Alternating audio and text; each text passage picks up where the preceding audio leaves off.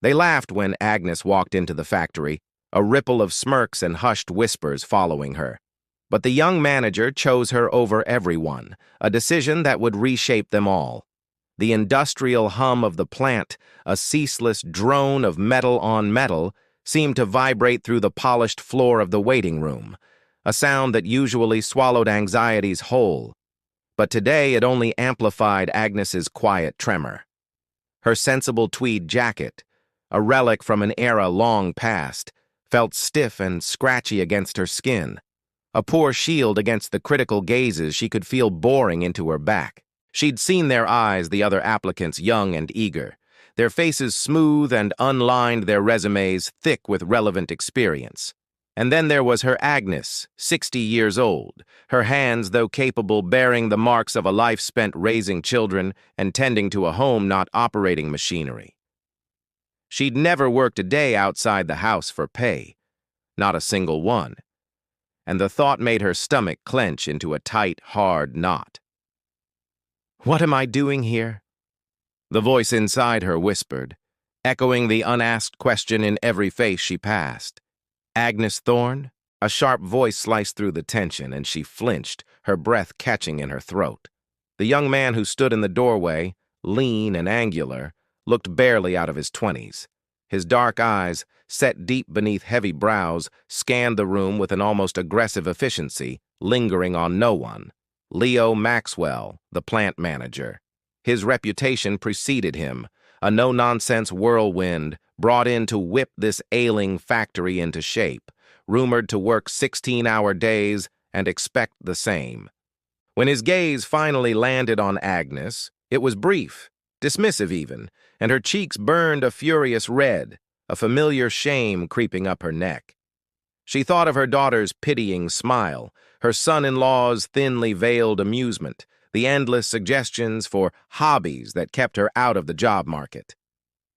"You're too old, Mum. No one will hire you." The words, once a gentle concern, now felt like a curse, a prophecy she was living out. She followed him down a long corridor, the air thick with the smell of grease and metal filings, the sounds of production growing louder, a symphony of industrial clamor. He didn't speak, didn't offer a polite word, simply led her to a small windowless office where a single fluorescent light flickered. He barely looked at her resume, skimming the sparse lines, his mouth a thin, hard line. "No experience," he stated, his voice flat, emotionless. It wasn't a question. "I need people who can keep up. This isn't a retirement home." The words were like a physical blow, and her hands, clutching her worn handbag, trembled violently. Her throat closed, making it impossible to speak, to defend herself, to explain. He leaned back, crossing his arms, his eyes finally meeting hers, and for a fleeting second, she saw something in their depths, not pity, but perhaps a flicker of understanding, quickly masked. "All right," he said, surprising himself as much as her. "You start Monday. Assembly line B. Don't be late." He didn't offer a reason, didn't elaborate, just dismissed her with a wave of his hand. Agnes stumbled out, the disbelief a strange, dizzying sensation in her chest. She had a job. A real job. Monday morning, the air still damp with the fading night, Agnes stood before the hulking machinery of Line B. The metallic tang in the air bit at her nostrils, and the sheer scale of the place felt overwhelming. The conveyor belt, a relentless river of metal components, seemed to move impossibly fast. The crew on her line, a mix of younger faces and a few grizzled veterans, eyed her with thinly veiled contempt. "Look who decided to join us." A woman named Brenda, sharp-tongued and hawk-eyed, sneered, her voice carrying over the din. "Hope you brought your knitting needles, Granny." Another man, burly and red-faced, snorted with laughter. Agnes felt her face flush, the blood pounding in her ears. She focused on the task, a repetitive motion of fitting two pieces together, twisting a nut and sending it down the line. Her fingers, accustomed to finer, gentler tasks, fumbled. Her back ached within the hour, her shoulders screamed with unfamiliar strain. Each piece she missed, each minor delay, drew Brenda's increasingly loud cutting remarks. "Slow poke! Holding us all up!" The humiliation was a hot, stinging rash spreading across her skin, making her wish the concrete floor would swallow her whole. By mid-morning, a searing headache had joined the symphony of aches, and her fingers were raw, a few small blisters already forming. She saw Leo walking the floor, his eyes darting everywhere, missing nothing. He paused by her station, his presence a sudden stark weight. Agnes braced herself for the inevitable dismissal. Instead, he simply watched her, his expression unreadable. Then, without a word, he set a small, grimy pair of work gloves on her bench. "Use these," he rasped, his voice rough. "And keep up." He walked away as quickly as he'd appeared, leaving Agnes staring at the worn leather. It wasn't a kind gesture, not really, but it was something. It was an acknowledgement, a tiny, almost imperceptible crack in the wall of dismissal. Her throat felt tight again, but this time it was from a strange surge of unexpected gratitude. She pulled on the gloves, the rough material surprisingly comforting, and continued to work, the rhythm slowly, painfully, becoming more familiar. Days blurred into weeks, marked by the rising sun and the lengthening shadows that stretched across the factory floor. Agnes learned to anticipate the conveyor's pace, her movements growing more efficient, though her body still protested with every new ache. Brenda and her cronies, emboldened by Agnes's continued presence, escalated their taunts. One afternoon, during a crucial order, Brenda accidentally knocked a tray of Agnes's finished components to the floor, scattering them beneath the whirring machines. "Oops, Butterfingers," she cried, a triumphant smirk playing on her lips. Agnes felt a cold dread settle in her stomach, the familiar burning behind her eyes. This was it, the final straw. She looked at the mess, at the lost time, at the angry glares from the line leader. She heard the snickers. "See? I told you so." The voices echoed in her head. But then, she saw Leo, not looking at her but glaring at Brenda. A silent, menacing warning in his dark eyes. He didn't say a word, didn't intervene directly. But the message was clear. Agnes, feeling a strange surge of defiance, knelt, her knees protesting, and began methodically picking up each piece, her movements slow but determined. She would not give them the satisfaction. She worked through her break, meticulously reassembling, her hands now truly blistered, the skin rubbed raw. Her muscles screamed in protest, but she kept going, fueled by a stubborn refusal to be broken. Later that week, during another frantic push, a critical component became jammed.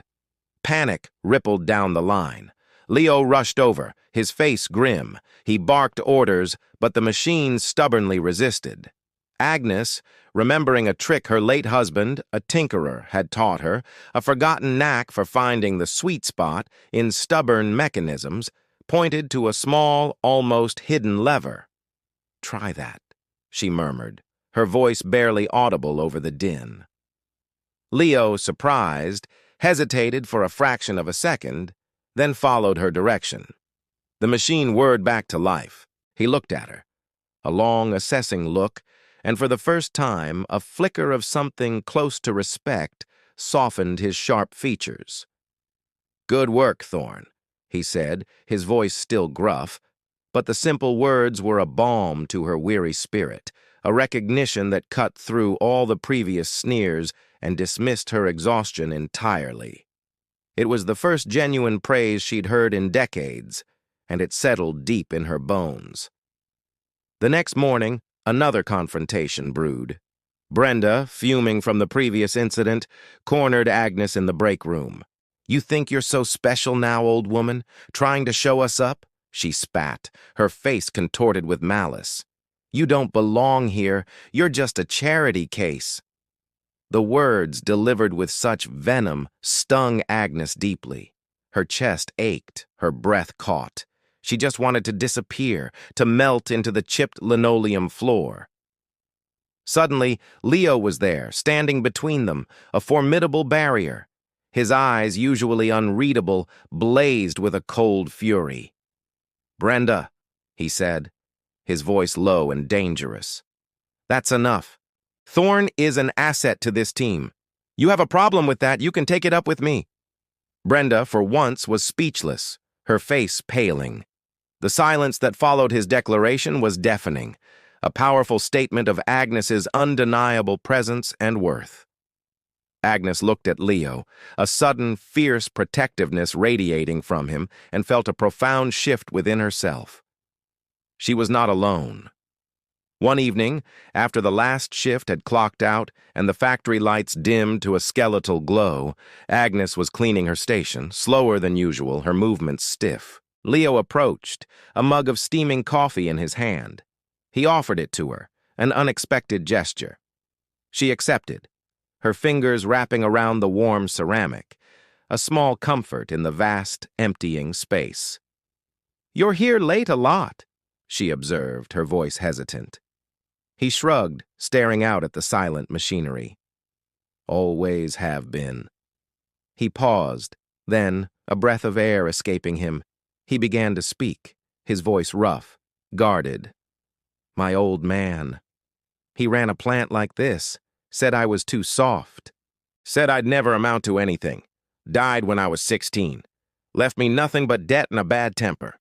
His gaze drifted to the dark corners of the factory. "Learned pretty quick that if you don't stand up, people walk all over you. Saw a lot of good people get chewed up, spit out." He looked at her then, his eyes raw. "Saw you, struggling. Reminded me of how it feels to have everyone write you off." He took a deep gulp of coffee. "My mother, she never got to do anything for herself. All her life, just taking care of everyone else, until she was gone." The quiet admission hung in the air, a fragile bridge between them. Agnes nodded, understanding blooming in her chest. "I know that feeling," she confessed, her voice barely a whisper. "My whole life was service. To my husband, my children. I loved them, but I always wondered, who was Agnes? What could Agnes do?